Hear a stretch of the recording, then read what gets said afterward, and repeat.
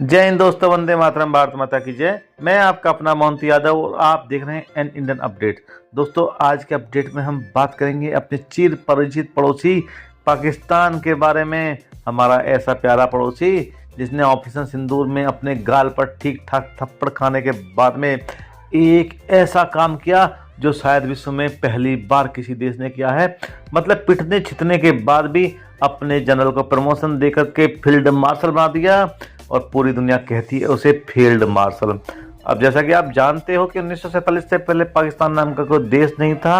इतिहास की दुर्घटना या बोले अंग्रेजों का षड्यंत्र, कुछ भी कह सकते हैं, बहुत सारी बातें हैं, उनके चलते ही है अस्तित्व में आया। लेकिन दोस्तों, दुर्घटना का एक समय होता है, एक समय के बाद पुराने से पुराना घाव भर जाता है। बहुत सारी चीज़ें आ जा रही हैं, आजकल तो अंगों का ट्रांसप्लांट भी होने लगा है। हम ये दुर्घटना कब तक चलेगी दोस्तों? शायद इस दुर्घटना का भी समय पूरा होने का समय आ गया है और अब पाकिस्तान शायद खत्म की तरफ अग्रसर हो चुका है और बहुत जल्दी शायद खत्म भी हो जाएगा। और उसी के चलते या कहें ईश्वर के न्याय के चलते ही बलूचिस्तान और खैबर पख्तूनख्वा में जबरदस्त पैमाने पर अलगावबंदी आंदोलन हो रहे हैं, स्थितियां बिगड़ रही हैं और मुल्ला मुनीर के इस देश के सामने अस्तित्व का संकट मुंह बाए खड़ा हुआ है। और अगर जल्दी ही स्थिति ना सुलझी ना, तो हो सकता है ये दोनों देश अलग देश के रूप में सामने आए। ये दोनों सूबों से पाकिस्तान हमेशा के लिए हाथ दूर दे। और वैसे भी इन दोनों सूबों में पूरी तरह से पाकिस्तानी सेना का कंट्रोल भी नहीं है दोस्तों। जी हाँ, एक है खैबर पख्तूनख्वा जहाँ एक्टिव है टीटीपी सरिया कानून को लेकर के, यानी कि तहरीक तालिबान पाकिस्तान, और दूसरा है बलूचिस्तान जहाँ पे बलूच विद्रोही संघर्ष कर रहे हैं अपनी मदरलैंड के लिए, अपनी मातृभूमि के लिए। दोस्तों, हालात इतने ख़राब हैं कि जनवरी से सितंबर 2025 तक दुनिया भर के आतंकवादी हमलों के चलते 2414 लोग मारे गए थे, जो कि 58% ज़्यादा हैं 2024 की समान अवधि के 1527 के मुकाबले। पूरे पाकिस्तान में 901 मौतें हुई हैं और 599 लोग घायल हुए हैं तीसरी तिमाही में, यानी कि जुलाई से सितंबर 2025 के बीच में, जो कि 2024 के इसी समयकाल के मुकाबले 46% ज़्यादा हैं। कुल हिंसा जितनी भी पाकिस्तान में हो रही है ना, उसका 96% आ रहा है दोस्तों खैबर पख्तूनख्वा और बलूचिस्तान से। और मौतें सबसे ज़्यादा हो रही हैं खैबर पख्तूनख्वा में, मतलब जहां पर 71% मौतें हो रही हैं, वहां पर तहरीक तालिबान पाकिस्तान लड़ रहा है शरिया कानून के लिए।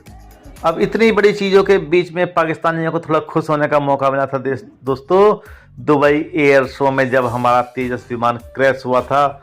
बहुत बुद्धिजीवी लोग थे पाकिस्तान के जो खुश हो रहे थे।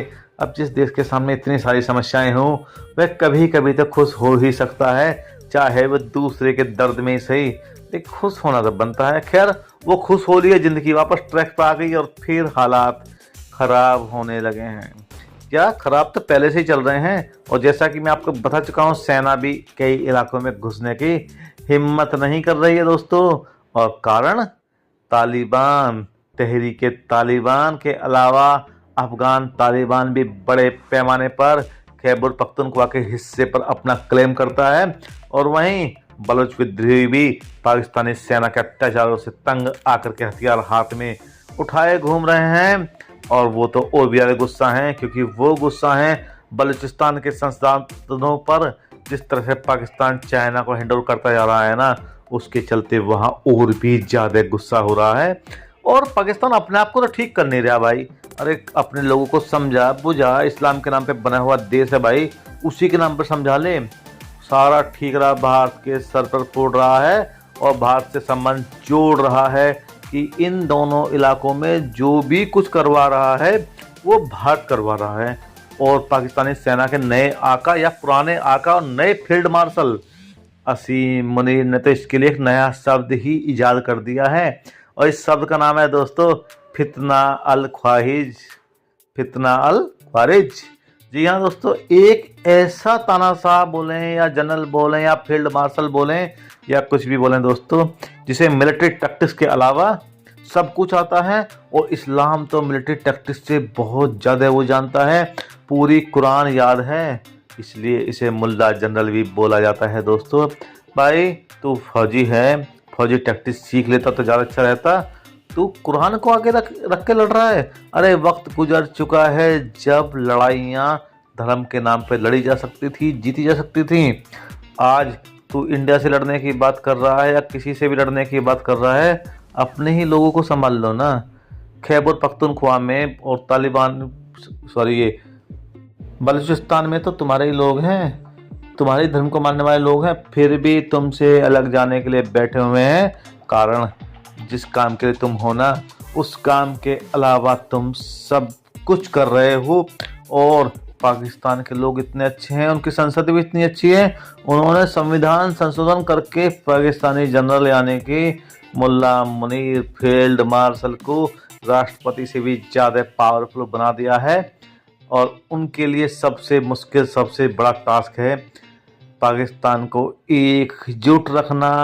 और खैबर पख्तूनख्वा में जो या बलूचिस्तान में जो भी कुछ हो रहा है ना, उसका एकमात्र कारण है एक दूसरे के प्रति सहृदयता से नहीं रहना, एक दूसरे के हकों को छीनना और उनके अधिकारों को छीन करके पंजाब और सिंध को दे देना। अपने ही देश में अपने ही संसाधनों के लिए लोग अपनी ही सेना से लड़ रहे हैं, उनके अत्याचारों से त्रस्त हैं। और जब वो लोग अपने हक की आवाज़ उठाते हैं तो मिलती हैं सेना की गोलियां, महिला और बच्चों की हत्या। लाखों लोगों को बलूचिस्तान से गायब कर दिया है, जिनकी लाशें तक आज तक नहीं मिली। और खैबर पख्तूनख्वा भी लगभग यही कहानी है दोस्तों। जो भी पाकिस्तानी सेना से सवाल पूछे उसे आतंकवादी घोषित कर दे और ठोक दो, गायब कर दो। लेकिन कब तक चलेगा ये? कश्मीर में उसने यही फैलाया, पूरे भारत देश में यही फैलाया, और अब वही चीज़ें, वही भस्मासुर, वही आतंकवाद का विषैला रूप जो उसने हमारे खिलाफ तैयार किया था, आज उसी को निगलने को तैयार बैठा हुआ है दोस्तों। अब भारत में भी दोस्तों बहुत सारे लोग जो शांति के मसीहा बनते हैं, अमन की आशा जैसे प्रोग्राम चलाते हैं, वो चाहते हैं कि भारत पाकिस्तान में दखलंदाजी करे, बड़े भाई की हैसियत से पाकिस्तान की हेल्प करे। हाँ, हम करेंगे दोस्तों, जब वक्त आ जाएगा तो हम हेल्प करेंगे, और वैसी ही हेल्प भी करेंगे जैसी 1971 में किया था।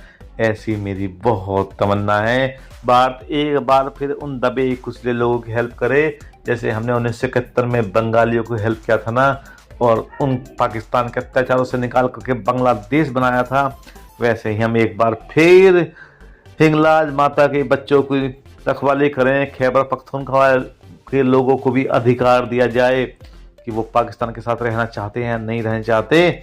इन सब चीज़ों को चेक करने की जिम्मेदारी भारत की बनती तो है। अब इतना बड़ा देश है दोस्तों भारत, दुनिया की 30 नंबर की इकोनॉमी है, वर्ल्ड क्लास मिलिट्री पावर है, और हमारे पड़ोस में एक फील्ड मार्शल देश चला रहा है। तो ये अच्छी बात तो नहीं है, हमें कुछ तो करना ही चाहिए, लेकिन शायद समय नहीं आया है। समय का इंतजार कर रहे हैं हम, समय जैसे ही आ जाएगा हम उस काम को भी कर देंगे मेरे दोस्तों।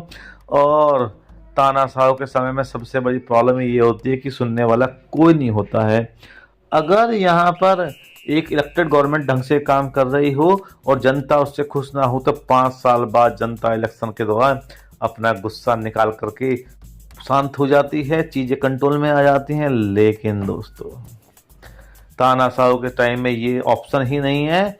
और जिस तरह से फील्ड मार्शल एक अनऑफिशियली तानाशाह बन चुके हैं, ऑपरेशन सिंदूर के बाद में ठीक ठाक काल पिटवाने के बाद भी जिस तरह से प्राइम मिनिस्टर शहबाज शरीफ को धमका सटका करके उनकी बाहें मरोड़ करके फील्ड मार्शल का तमगा ले ही लिया ना, और वो भी तब जब भारत ने ठीक ठाक पिटाई करते हुए 11 एयरबेस, 2 रडार साइटें के अलावा कई सारे एयरक्राफ्ट को उड़ा दिया था। हाथ पैर जोड़ करके इन्होंने जान बचाई थी।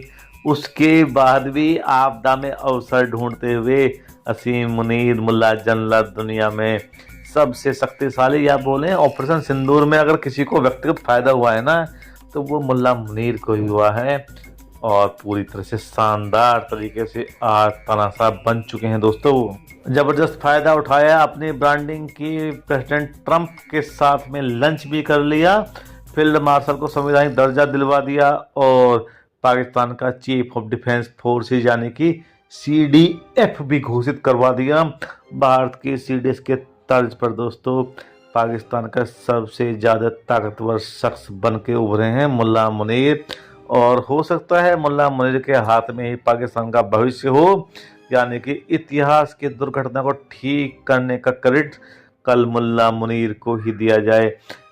पाकिस्तान के संविधान में 27वें संशोधन के बाद में ना सरकार, न्यायपालिका, सारे के सारे संवैधानिक ढांचे सब कमजोर हो गए हैं। शक्ति संतुलन सेना के पक्ष में पलट दिया गया है, और इस संशोधन के बाद में जो नागरिक सरकार है ना वो बेहद कमजोर है, हो चुकी है। ऑफिशियली, अनऑफिशियली तो वह पहले भी सेना की ही रबर स्टाम्प थी। सेना जिसको चाहती थी उसको अपना स्टाम्प पेपर पे साइन मारने के लिए बिठा देती थी, लेकिन इसके बाद तो सेना को ऑफिशियली ये पावर मिल गई है। 27वें संशोधन के बाद में ना मुल्ला मुनीर को पावर मिल गई है, एयरफोर्स और नेवी के प्रमुखों से ऊपर रख दिया गया है। यानी कि टाइम कुछ ज़्यादा ही ख़राब है पाकिस्तान का, और मुल्ला मुनीर इस खराब टाइम के बाद इतिहास की दुर्घटना जो पाकिस्तान के बनने के चलते हुई थी ना, उस दुर्घटना को ठीक होने का क्रेडिट कल मुल्ला मुनीर को ही दिया जाएगा दोस्तों। पाकिस्तानी जनरल को दिया जाएगा, पाकिस्तानी फील्ड मार्शल को दिया जाएगा। क्या दोस्तों, उम्मीद करता हूँ भविष्य बहुत अच्छा होगा। बलूचिस्तान और खैबर पख्तूनख्वा अपने भाग्य का फैसला करेंगे और पाकिस्तान नाम के इस समस्या की जड़ से पाकिस्तान को ही राहत मिल जाएगी। यार दोस्तों, अगर आपको आज का वीडियो पसंद आया है ना तो आप वीडियो को लाइक करें, चैनल को सब्सक्राइब करें और कमेंट सेक्शन में अपनी प्रतिक्रिया जरूर दें। जय हिंद दोस्तों, वंदे मातरम, भारत माता की जय।